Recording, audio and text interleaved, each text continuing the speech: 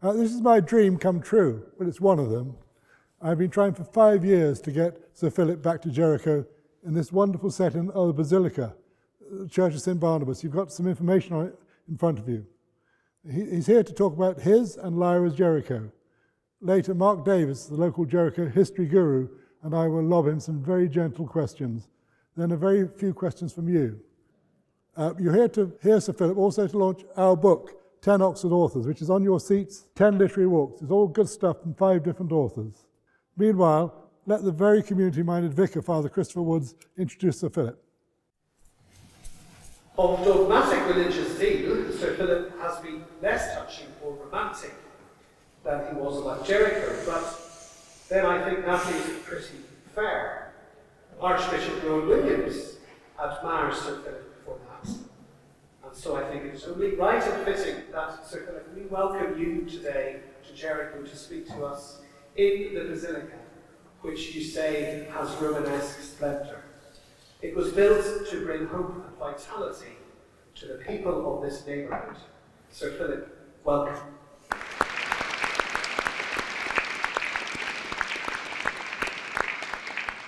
When I was a student here, when I was an undergraduate in 1965 to 68, I spent quite a lot of time wandering about the city. I had come from a little local comprehensive school in North Wales. Never been to Oxford before, never been anywhere like this before. And it was architecturally kind of overwhelming. It was, as I say, the mid-late 60s. And there were a lot of temptations to keep one away from one's work. And I think I succumbed to many of them. But one of the things I did find so unusual and strange about the city was not only that it was so rich architecturally, the college architectures, the chapels, the spires, the Radcliffe Camera, of course, the great university buildings, but it was also the city full of odd little corners. You'd go down a street that was perfectly normal and maybe even quite modern, and there would be an open door that you hadn't noticed before, and beyond the door, a perfect, beautiful garden. No hint of it on the outside, but there it was, hidden away. And the place I did enjoy most, I didn't really make the acquaintance of Jericho until much later, but I did enjoy very much walking through St. Ebbs before the planners got hold of it. And I used to think afterwards that Joni Mitchell knew about St. Ebbs, and when she sang about them paving paradise and putting up a parking lot, that was exactly what she meant, because that was pretty well what happened. Again, a mixture of old and new, the jam factory that we just heard about, the other kinds of building, pubs, shops, a lot of dwelling houses, gasworks, all sorts of strange things jumbled together, as you can still see on an old map of Oxford. And Jericho, which I didn't come to know till later, is very much that sort of thing, but has been spared the worst of what the planners could do, I'm very glad to say. Of course, it has the great wide open space of Port Meadow just behind it. What an asset that is. What a great wide, green, free, open space. The lungs of the city. And between Jericho and Port Meadow, of course, there's the canal. Oxford is laced through and through with water. The canal, the rivers, the mill streams, and all sorts of stories about them as well. That was a story I was reading just recently about, I think it was the Trill Mill stream, where they discovered in the 1920s a punt containing 2 skeletons. A man and a woman in Victorian dress. Now, I don't know if that's true or not, but it's a very good story, isn't it? And I should probably steal it and use it one day. Jericho, I found when I began to get to know it, is really less like a part of Oxford and more like a little town all on its own, centred on, well, clustered around the edge of the canal. And the canal is full of, used to be very busy with boats coming and going, usually get down to the wharves at the bottom behind St. Peter's, down that way, bringing coal, bringing ceramics, bringing all sorts of things. And then going back along the great network of canals that leads right into the heart of England and up towards the north. Britain is laced through with water, but Oxford more than most. And that is what I sometimes imagine is what makes it a more interesting place than Cambridge. There's water in Cambridge as well, but it's sort of flat, isn't it? You know, and there's more of it in Oxford, and certainly the river mists that come up at night, because Oxford is in a sort of big dip like this, big saucer with the hills on one side and hills on the other, and the mists gather out of the water, and they somehow seep through the city and make it a good place for telling stories. Oxford has a great literary history, of course. I sometimes think Oxford for literature and politics, and Cambridge for mathematics and treachery. There wasn't an Oxford 5 that betrayed MI5 and so on. Somebody pointed out that that's because they were clever enough not to get caught, unlike the Cambridge ones. Well, we shall never know unless someone tells the story. Well, that might be another story for me. But Jericho itself has been very good to me because when I needed somewhere for my lyra to, as it were, run wild, this child with a strange history, born who knows where, her parents both dead apparently, brought up in a strange and might be forbidding, but in fact welcoming, Oxford College, Jordan College, as I called my college, Exeter College. She couldn't spend all her time studying and reading and doing what she was told and being a good girl. She had to run wild occasionally. And this is the ideal place to do that. I don't know what the children of St. Barnabas School get up to. My own son, younger son, went there for a while. So I know what a good school it is. But Lyra found in the companionship of the children of Jericho and roundabout, and of the people I call the Gyptians, the boat dwellers, the water people, a kind of freedom and excitement and vividness of life that for all the scholarship and all the history and so on, she couldn't find in her home, her college, Jordan College. So it represented for her, and for me as I came to write about it, that sense of freedom and of slight naughtiness as well. A slight sense of mischief, a slight sense of what people get up to when the police aren't around, a slight sense of, well, not so much rule breaking as rule ignoring.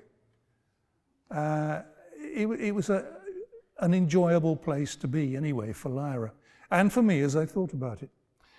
And then as the books about her in the first trilogy were published little by little, things changed, of course, in Oxford and in Jericho. There were threats to the life along the canal. There were developments, that awful word develop, which could have quite a promising sound to it, but somehow we've come to dread the developers and developments, seem to be threatening the boatyard on the canal and the way of life of people who live near the canal, and the even the ease with which you could get on a boat and go up and down. So I became involved in that at the invitation of some people who were themselves boat dwellers. And I got to know them and visit the boatyard and see the sorts of things that were done. And I realized what a rich network of activities and lives and connections there were between the water and the land, between the boats and the houses, between the the people who stayed in one place and the people who moved about. And I grew to treasure that very much. And when the story is eventually over, and when the developments that must come have come and improved it, as we hope they will, I look forward to seeing the Jericho of the future. And I hope that this connection between, as I say, the houses and the boats, the land and the water, will be enriched and will still be there and still be making people's lives, both on the water and on the land, more interesting and more fun and more creative too. At one point there was a vision that we were offered of where the boatyard was, a sort of piazza with little workshops for people involved in making boats or involved in making other things, jewellery, painting, that sort of thing. I love that idea. And I also remember about this time seeing a picture a painting in the Ashmolean Museum. One of Canaletto's paintings of Venice, but this wasn't Venice itself. It's a little place further inland on the Brenta Canal, and it showed a man sitting on a pile of sacks full of grain waiting to be ground in the mill. It showed a boat turning around. It showed a group of people fashionably dressed out for a walk in the sunshine. Showed a little dog frisking about. It showed somebody leaning over a weir as if he was fishing. It showed all those things, and it even had a square campanile in the background, rather like the one on this church. And I thought, what an extraordinary thing. There's a picture which is so treasured and so guarded that the Ashmolean Museum proudly puts it on its walls. And just a few hundred yards away, there's this place, this campanile, this way of life, this stretch of canal, which is being boarded up and ignored and threatened. Why not put the two things together? Why not just treat the one as we treat the other? By which I mean treat the land, the canal, and the boatyard, and the life of the water and the life of the canal with as much care and respect and reverence indeed that great works of art are treated in our great museums. Well, I wrote a piece about saying that for The Guardian, and of course nobody took any notice. But the picture is still there, at least, and the Jericho of the future is there too. I believe firmly in that. I'm sure that when we've finally sorted out what's what and who's going to go where and how it's all going to happen, Jericho will once again be a lovely place to visit, a real gem, a real treasure, a part of the great rich Oxford tapestry of buildings and people and the life that goes on between them all. I've come back to Jericho again and again, many times, often to go to the Phoenix cinema to see whatever they had on there. Friends of mine and my wife's before the lockdown, used to go there every week and see whatever was on, and then come away and go to the fish and chip shop and discuss in learned ways what we'd just seen, or not. Well, again, the cinema's still there. It was there when I was an undergraduate, and I remember walking out of a film. One of the only two times I've ever walked out of a film. A Japanese film I saw when I was 20 or something. It was called Harakiri. And that's exactly what it was about. And I was disgusted and I walked out. Many years later, I also had occasion to walk out of the Phoenix Cinema, but this time because it was a film made with a handheld camera and such jump cutting that I couldn't see, it was making me feel sick. So I left it. The only two times I've ever walked out of the cinema, both out of the Phoenix Cinema in Walton Street, in Jericho. So it's played a vivid part in my life and my education as a reader and a writer. It's been a place I've loved to visit. Friends live here. I currently live outside the city in Cumnor, where the climate is a bit different. We're up on a hill, and the winds are dry, and the mists of Oxford don't visit us. But I love to come to Jericho, and I love to visit this part of Oxford. And thank you very much for inviting me here to say a little bit about it. Now, I gather there are going to be some questions. Yes, Sir Philip. Would you like to come and sit down here? Oh, yes, of course. You didn't much like Oxford, did you? I was reading English because in my simplicity I thought that if I wanted to write books, it would be a good idea to be educated in the reading of them. But I wasn't ready for some of the books we had to read. I don't think you're ready for Middlemarch until you've been married a few years and you're at least 40 years old. To write about it as a callow youth of 18 who knows nothing was a bit of a challenge. So I spent quite a lot of my time not reading the books on the syllabus, but reading thrillers and so on from the, not from the Bodleian, but from the public library, where it used to be under the City Hall. And you got a bad third. It was the year they stopped giving fourth class degrees, or I would have got a fourth. It's a very distinguished degree, also gained by John Betjeman, Evelyn Waugh, and W.H. Auden. Nothing to be ashamed of in having a third. And then into teaching, Mill and Ford. I meet people who say you taught them at Mill and Ford. Well, they must be drunk, because I didn't teach at Mill and Ford. I taught at Bishop Kirk School. The middle school. Middle school. Yes. That's right. And various other. This is when we had middle schools, a 3-tier system in Oxford state education, and I had a dozen happy years as a teacher. But then I found I was losing my temper more and more, which is a terrible thing to do. I was getting impatient, and changes were coming in as well. Politicians were making speeches saying we all ought to have a national curriculum and so on and so forth. I didn't like it. I was glad to get out. Do you regret that? Do you regret going into a life of writing? No, not at all. I was always writing. It's just a question of whether you can earn a living at it. And of course you can't at first. So you have to have another job. I did enjoy the teaching. I enjoyed the company of children. I enjoyed the chance to tell them stories. Not my stories necessarily, but stories from the Greek mythology and fairy tales and ghost stories. I loved having an audience.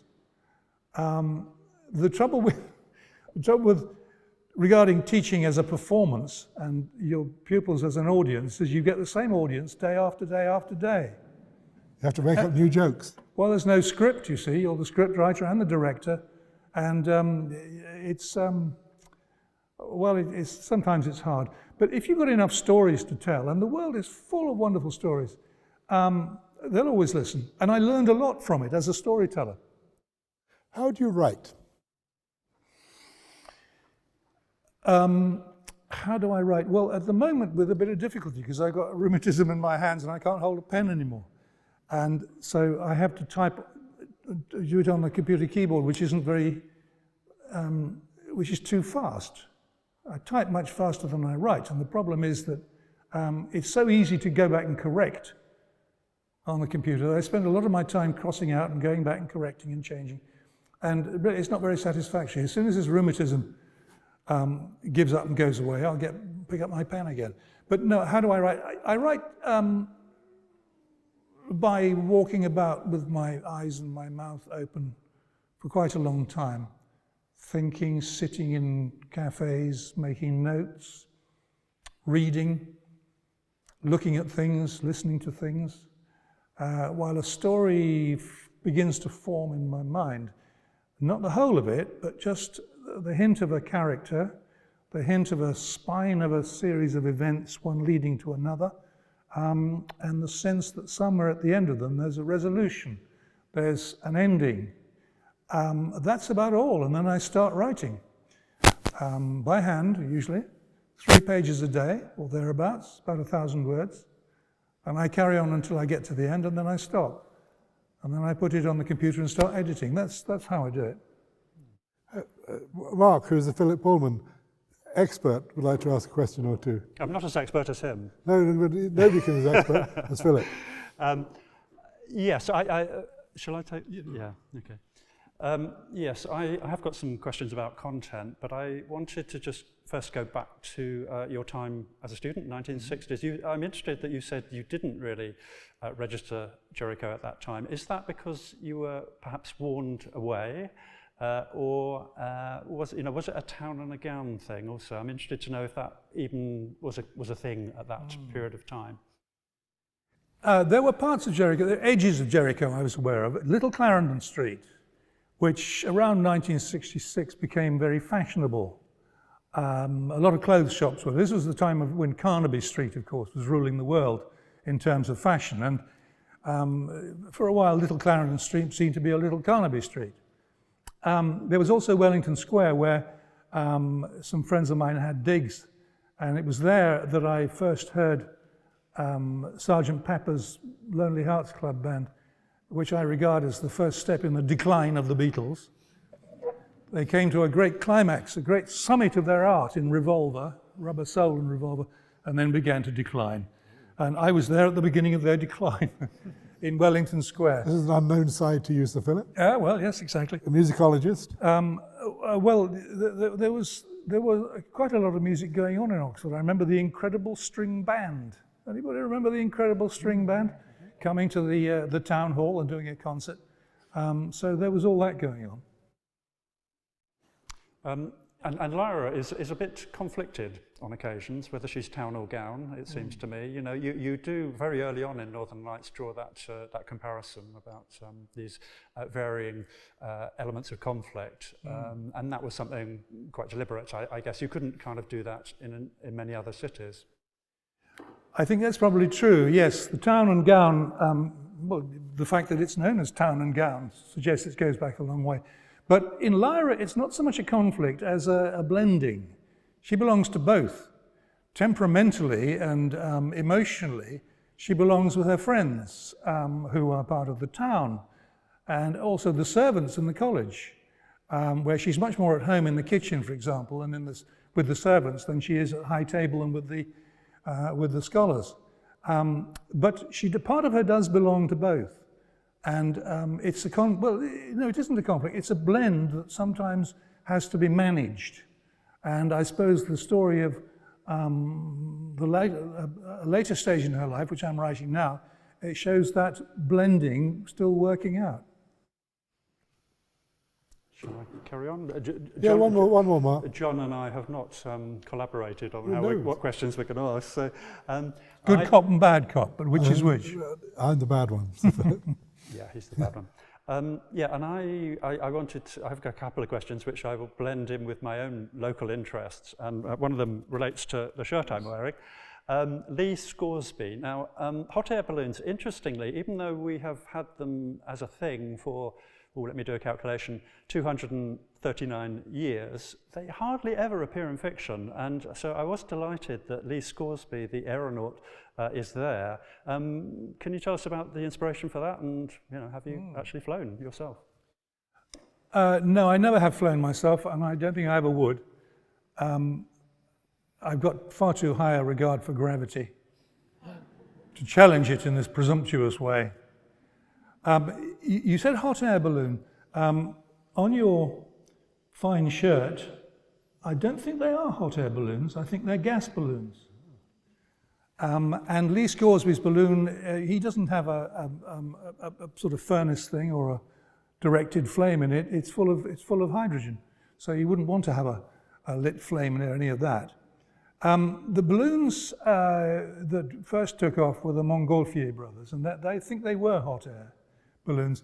But the discovery of lighter than air gases, hydrogen and then later on helium, took place rather later than they did. There was a famous ascent, wasn't there, from Port Meadow quite early on? Botanic Garden. Oh, Botanic Gardens, yes, of course, yeah. Well, they were interesting things and fashionable things, and of course very lovely things to look at. And every so often, we lived near Cutslow Park when I was writing this, and there was a sort of balloon festival, and all sorts of wonderful balloons took off on a summer's day and floated through the sky. And there were hot dog stalls and hamburger stalls and all sorts of other things going on, and merry-go-rounds. It was a wonderful occasion, just the sort of thing that Lyra would have loved. But I've never been up in a balloon, and I never really want to. I just like the character of Lee Scoresby. He was a sort of, a gunslinger, a gambler, straight out of a Western film.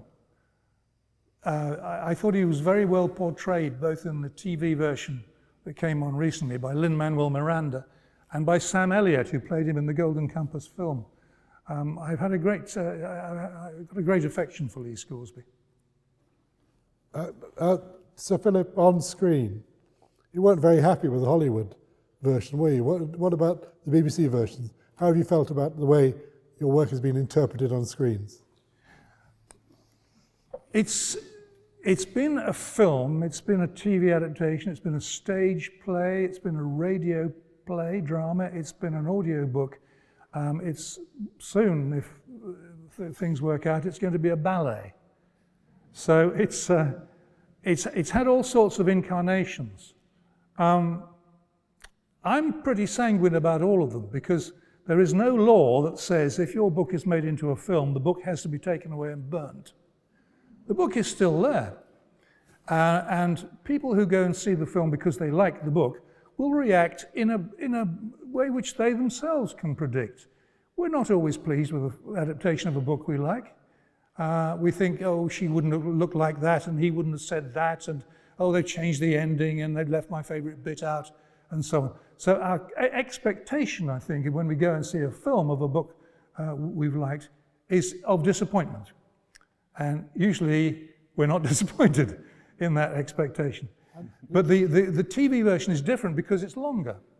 In the long-form TV adaptations they got these days, you've got the time to tell a full story. Storytelling is a matter of time, not of space. And no matter how big and splendid the screen is and how astonishing the CGI and the special effects are, it doesn't matter to the viewer if the story isn't being told properly. What happened with the film is that the studio, I think, never really understood what it was they got. They thought it was a sort of family adventure with talking animals. When they discovered there were various theological themes in it, none of which the southern states of America would particularly enjoy, I think they got cold feet slightly. But television is more adventurous, and the TV adaptation I'm very happy with so far. Let's talk about God, where we are. You've got an interesting relationship with God, haven't you? Well, I wouldn't presume to think that he was any more interested in me than I am in him. And I am actually interested in God. I had a religious childhood. My grandfather was a clergyman, and I spent much of my childhood Sundays in his church, listening to his sermons. He was a wonderful storyteller, and enjoying the words of the hymns and the tunes of the hymns, and especially the words of the Book of Common Prayer, the 1662 Book of Common Prayer, much of which I can still recite by heart. That formed me and my relationship with language more than any other single thing, I think. It also showed me what reverence meant, and it gave me an idea of the importance of ritual, and a sense that there was more to things than we learnt about in physics lessons or on the news, or when reading thrillers, indeed. So I was always fascinated by religion and its effect that it had on the people who believed in it. Later on, I came to read all sorts of other books, very interesting books. Most of all, perhaps, William James's The Varieties of Religious Experience. And I was fascinated by that book because it's not about doctrine. It doesn't say, this is what Christians believe and that's what you mustn't believe and so on. It was about the experiences of people who had been converted to a belief in a faith. And it was these human experiences that William James writes about so well, and that I found and still find so interesting. So I've never ceased to be interested in religion and the forms it takes. I wrote The Good Man Jesus and The Scoundrel Christ because I wanted to revisit the words of the New Testament, the words I used to know quite well. I wanted to read, as it were, afresh the stories that have been so familiar to me about the life and work of Jesus. And I discovered a number of things I simply hadn't noticed before. I discovered, as an adult, the differences between the Gospels. St. John's is markedly different from the other three. And I asked myself some questions which I hadn't asked then. For example, Jesus is reported to have spent 40 days in the wilderness where he was tempted by Satan. Now, who reported this? Most of his other parts of his life, his miracles, the words he said, are convincingly portrayed because there was somebody there. There was somebody there to write down his words or to remember what he did and to report them later. But who else was with him in the wilderness to write down the dialogue he had with Satan, for example? No one, as far as I know. So what are we invited to believe? That he went back to his disciples, his friends, and told them what had happened? I can't see that happening somehow. And there's another occasion when Jesus is alone, and yet what he did and said are of supreme importance, and that's the betrayal in the Garden of Gethsemane. We know the disciples were there, but they were some way off. We also know that they'd fallen asleep. So who was it who heard Jesus say the words that we're told he said? I don't know, but I'm continue to be interesting. And one thing I did notice as a storyteller, that the fact that the Gospels vary in their account of the resurrection is not something that undermines belief in it, but it sort of fortifies it, because it's exactly what happens in a trial. The first witness says this, the second witness says something similar, but slightly different in the details, and so on. It's convincing. It's also a wonderful feat of storytelling, because it doesn't tell us that anybody's seeing him get out of the tomb. The idea of a description of Jesus actually rising from the dead and suddenly walking about would be pathetic, it would be bathos, it would even be comic. But the idea of it having happened when nobody was there to see it is a brilliant piece of storytelling. So all those things I learned as an adult, and I wanted to write about them. Where does religion feature in your work? Where does somebody read in your work? What religious meaning is there in there, if any? Well, I'm very wary of telling people what my books mean. It's part of the politics of reading and writing. Writing is a despotic affair. When you write, you have complete command of everything. Life and death of this character, the punctuation, where you end this chapter and begin another, how you end the story, they're all in your hands and nobody else's. Writing is not a matter for focus groups or discussions or agreements among colleagues. No, it isn't. It's a despotic, totalitarian affair. But the moment the book is published, the moment the book is out there in the market in the world, readers have the choice to read it or not, and I'm not going to tell them what it means. The meaning of a book is not imposed or should not be imposed by the writer.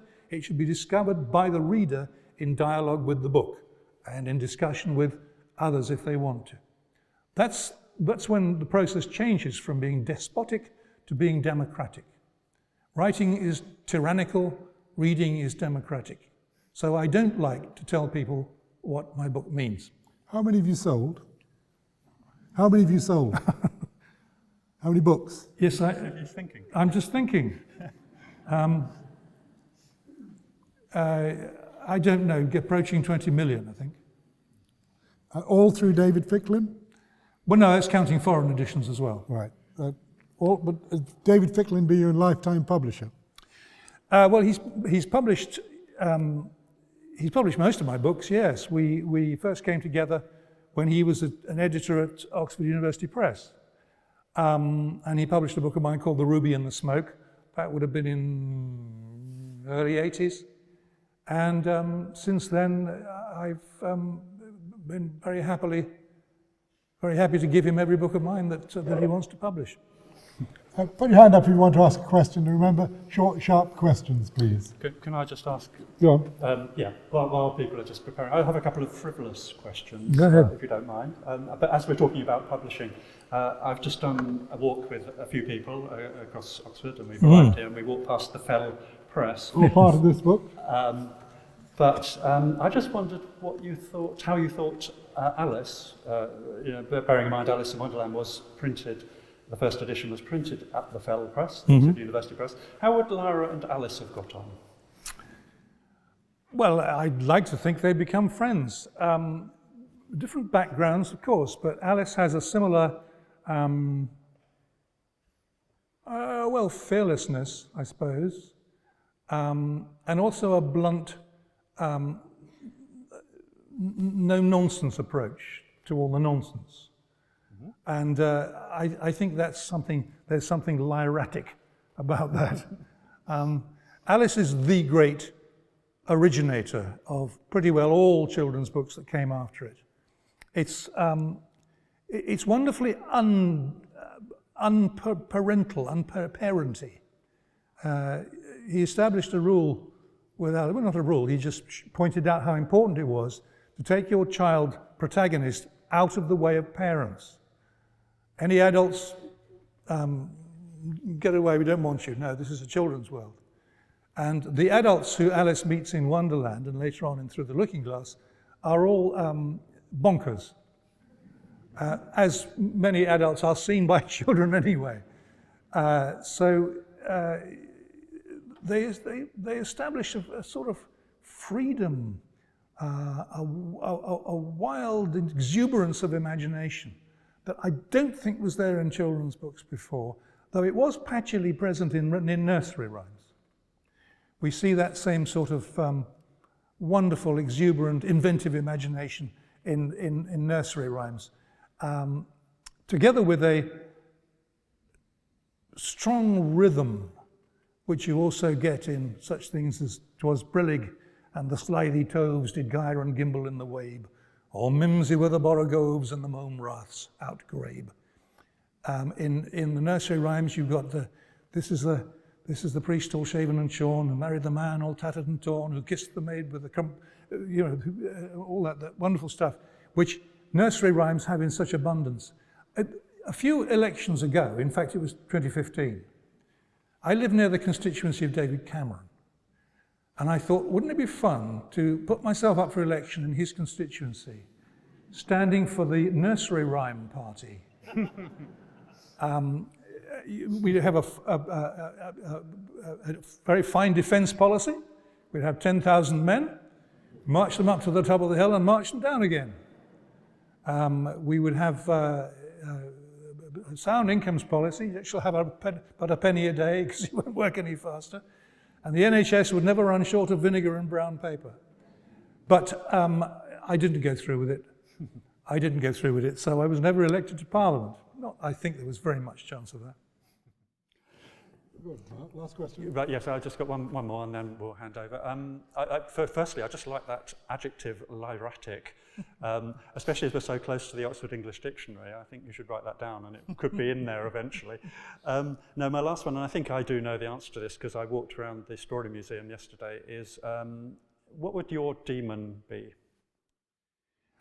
Well, I think she would be a bird, and probably a bird of the family of birds that steals things. A magpie, a jackdaw. I would be very happy indeed if she were a raven, because I think ravens are very handsome birds, besides being the subject of much poetry, and being tremendously aerobatic. I love watching ravens in the Alps, for example, twisting round and round as they dive down low. I think she'd have a fine time as a raven, and I would love to watch her. So I think if I could choose, but you can't choose. And that's the whole thing. You have to put up with whatever your demon turns out to be. And as somebody says, plenty of people would like a lion and they end up with a poodle. That's it, you have to put up with it. Hands up, anybody wants to ask a question, please. Man in the front. The vicar will bring you the microphone. My name is Jeffrey, and welcome. It's very nice to see you here this evening. Thank you. In a parallel universe, what would you have been if not a teacher and writer? Thank you. What would I be in a parallel universe? Well, I would like to have been a rock star, but somehow I don't think that's very likely, and maybe they wouldn't have rock and roll in this parallel universe. Something to do with music, possibly something to do with wood. I do love working with wood. So anything that was creative in a little way, craftsman-like, really. Something like that. That's what I'd like to have done. In what kind of band? What band would you like to have been in? Well, it wouldn't be a band that already existed. I'd have to make it up. I used to play the guitar, of course, everybody did, but I never played with anybody else. I was always being Bob Dylan, or I'm afraid to say Donovan occasionally. Any other questions? Hands up, please. My name is April, and how did you choose Lyra's name? Thank you. I can actually remember exactly how I chose Lyra's name. When I was singing hymns in my grandfather's church, as I mentioned earlier, one of my favorite hymns was the Easter hymn, Jesus Christ is risen today, Alleluia. And being eager to read everything that came under my eye, I used to look and see who wrote the hymns. And that hymn comes from a collection, as I now realize, called Lyra Davidica, which means the songs or the songs of David. Now he's looking it up to see if I'm right. I saw the name, I saw it Lyra Davidica, which means the songs of David, or the harp of David, I should say. And I thought it was a name. I thought it was somebody's name, a woman called Lyra Davidica. And I thought, well, that's a nice name. And years later, now we'll wait for the verdict, see if I got it right. Absolutely. Lyra Davidica, 1708. Lyra Davidica, so I got it right. That's how her name came from. But I realized also it's the name of a constellation in the sky, a lyre, which is a sort of Greek harp. It's a musical instrument, really. My question is, so I've read the first trilogy when I was about 7, and I thought that Oxford was so magical, and then now I've been reading the second trilogy about Lyra when she's older, and I felt that there's something a lot more dark about Oxford. It has a very different feeling than in the original books. And I was wondering if that is simply a result of Lyra growing up, or if it's your own perception of Oxford changing over time. Yes, that's very interesting. Thank you. The difference in feeling between the first trilogy and the second trilogy, which I'm still working on, and incidentally, which is a page longer now than it was this morning. So I am working at it. Yes, it is. It's partly because Lyra's growing up. Now, I thought when I was writing His Dark Materials, and after I'd finished it, I thought that was it. The story of Lyra was finished, and there would be no more, and I'd go on to write other things. But the idea came back to me, look, she's only 12 or 11 or something. She's had this big, is that it? Is that all there is? In the words of a Peggy Lee song. Will she have no more adventures as long as she, well, I couldn't bear that, and I don't think she could either. And the world was changing, and power of various sorts, political power, is leaking away from this part and concentrating in another part. The world and politics and so on are changing just as they are in our world.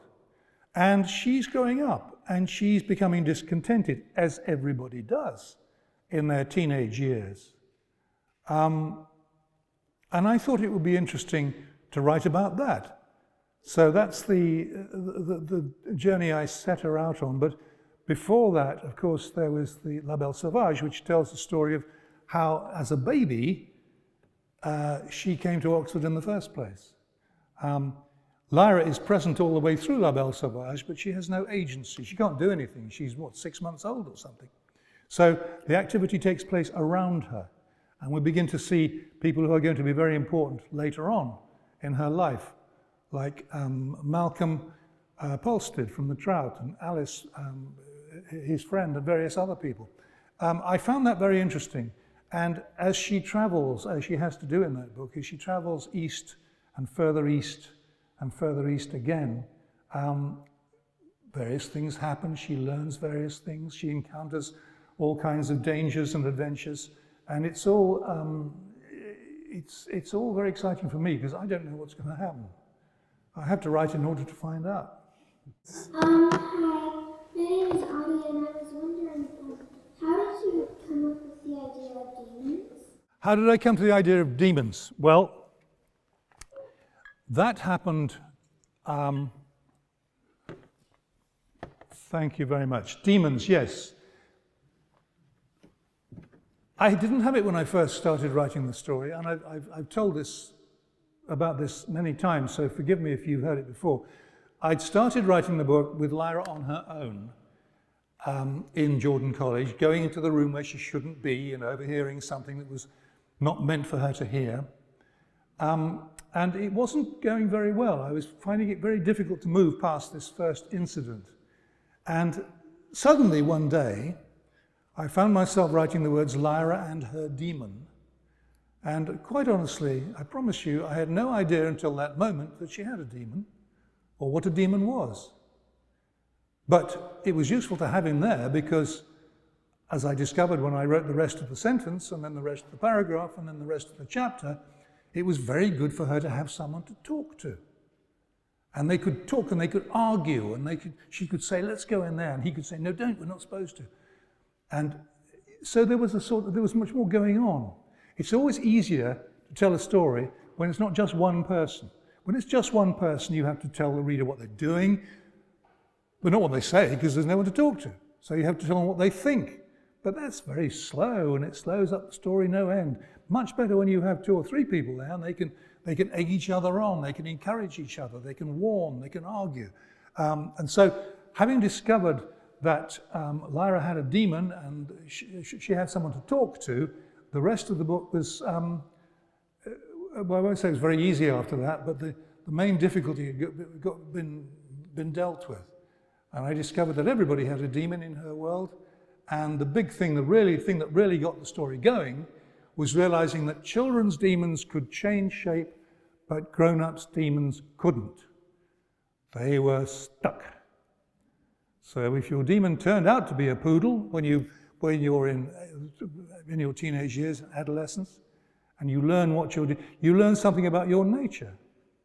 You learn something about the kind of person you are. What you have to be or do if your demon is a poodle is to be the best sort of poodle you can possibly be. It shows you what you're good at, you see. And a lot of people get quite well advanced in life before they realize what it is that they're good at, or even what they like. You can tell yourself that you like, for example, you like jazz very much because you were listening to it when you were a boy or a girl, and other people, your friends, were listening to it, and you think you love jazz and you can continue listening to it, but then you realize you don't actually like it very much. You prefer classical music or whatever it might be. So we don't always know what we like, and we have to sort of struggle and think and fight and listen to ourselves and listen to the world and look at the world before we discover what we're good at and what we even like. So it's a matter of growing up, and your demon in Lyra's world helps you with that. And that's one of the reasons why I found them so useful. Do you plot? Do I plot? Yes. Yes and no, a little bit, but no, I don't work it out in advance. You don't have a map, a master map? No. Sir Philip, I wanted to ask you something about your role as the executive producer of his dark materials on BBC, because I suppose that gives you less right to complain about it. And I wondered whether, in that role, how much of a role you did play in translating the book onto the screen without actually taking into account the fact you actually wrote it. But did you have to undertake many battles with the BBC kind of like an Arnold Bear might. Nobody quite knows what an executive producer is. Exactly. Yes. Thank you very much. Nobody quite knows what an executive producer is. I didn't know.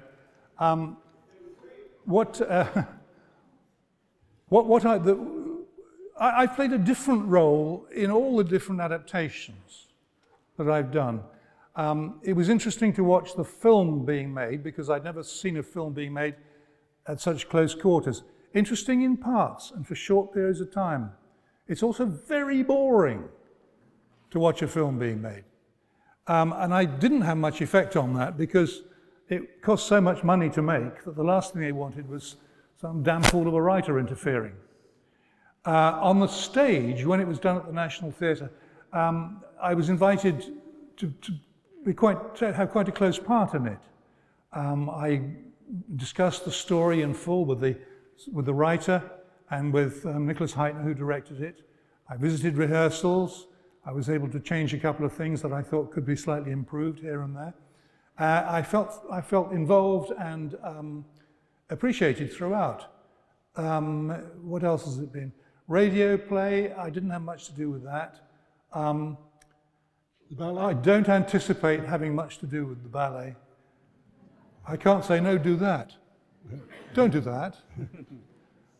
But the television production, which is partly BBC, partly HBO, partly a company called Bad Wolf, they were very helpful all the way through, or I was as helpful as I could be to them. I saw the script, I made comments about this or that, which they took notice of. We looked at all the designs, and generally what you have to do with designers is hold them back. They all want to cover everything with twiddles and designs and arches and cupolas and domes and fancy stuff. And I kept saying, no, let's make it simple, make it plain, make it simple. And I think they listened to me to some extent. I didn't spend much time on set because it's too late for me then. They've got a precise camera script, and if I interfered with that, it would interfere with their schedule and everything else. And so it's too late for you to do anything then.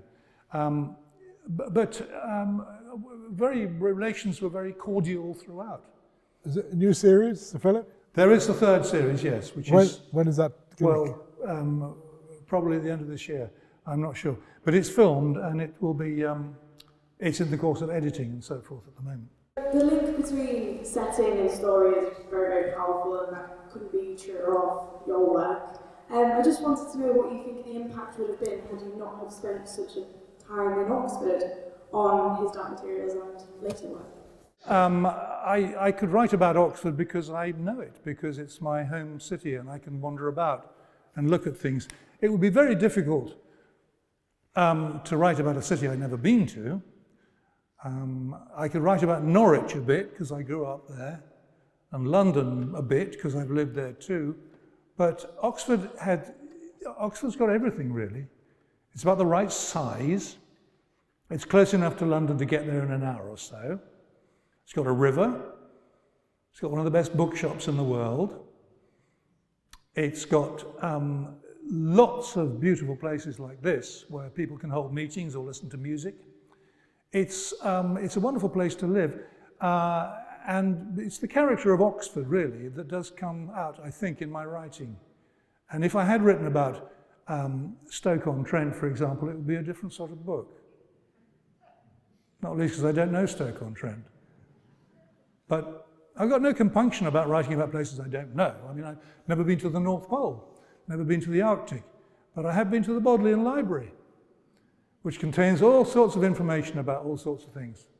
But you're right, Oxford does play a big part, and the book wouldn't be the same if I didn't know it. Okay. Thank you. Right, I think probably most people had a chance to ask questions.